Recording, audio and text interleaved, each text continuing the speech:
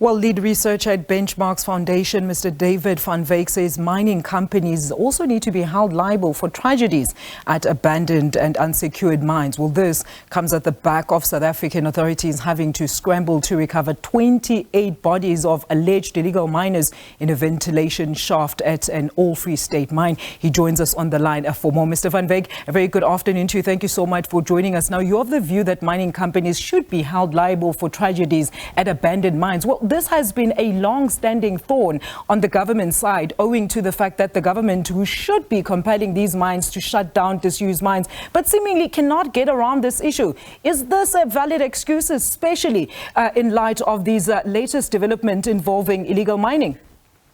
Well, yes, there's a lot of excuses, and we keep on saying that we must use the military and the police, but it's not a military and the police problem. It is a problem of a Department of Mineral Resources that's not actually doing its work in making sure that mines are properly closed, rehabilitated, or repurposed for other uses. Most of these mines had incredible facilities. You know, they had schools, they had houses, they had clinics, hospitals, and a variety of other facilities that could have been used by local government and so on, and could have overcome the housing crisis. Instead, mines have been abandoned left, right, and center, and people are finding themselves in squatter camps because we are also not delivering on housing in this country as we should. And a lot of the people who are on those mines mining illegally are actually former mine workers who have never received their pensions or their UIF and other funds that accrue to them. You know, and so they don't go home, they don't go back to labor sending areas. And they are not just foreigners, they are also South Africans that are involved. Remember, the Eastern Cape is also a major labor sending area.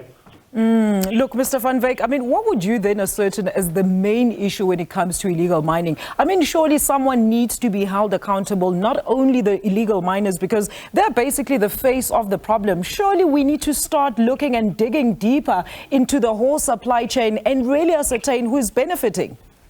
Well, yes, I think that we need to do that. You know, if we look at the list of the people who are actually the beneficiaries of this, we first and foremost look at those who are involved as recruiters, and those are syndicates, labor brokers, subcontractors, and people who want to bust unions in legal mines by deploying ghost workers in those mines. Then we need to look at the facilitators. You know, gas cylinders can't just be found anywhere. And we have found in the past that mercury and gas and so on get supplied to these guys, even by chemists operating close to where they're operating from.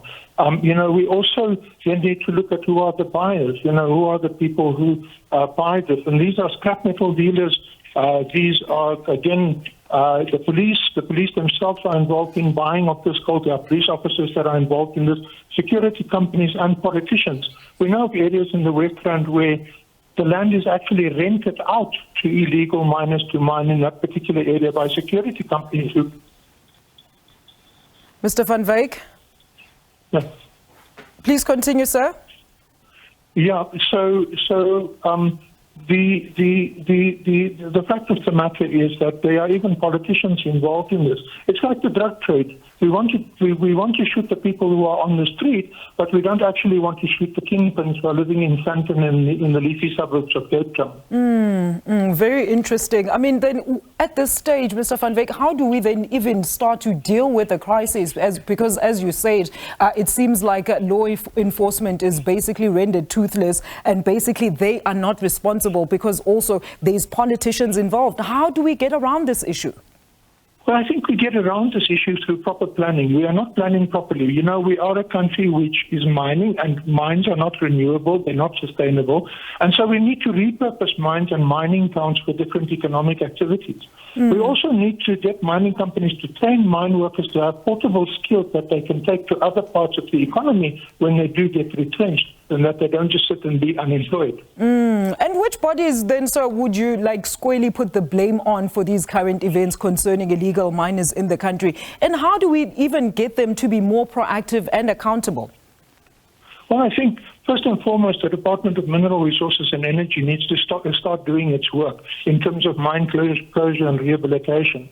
The second thing is that the Minerals Council itself, representing big mining companies, need to get its membership to become more responsible when they are closing down mines. We know of new mines that are going to close down in Matjabeng, and we know that the local government has told us at Benchmarks that that particular mining company is not even sharing with them the mine closure plans or what they intend doing when those mines are closing down. And they're going to leave the mess for the local government to deal with, and very often local government don't have the resources to do so.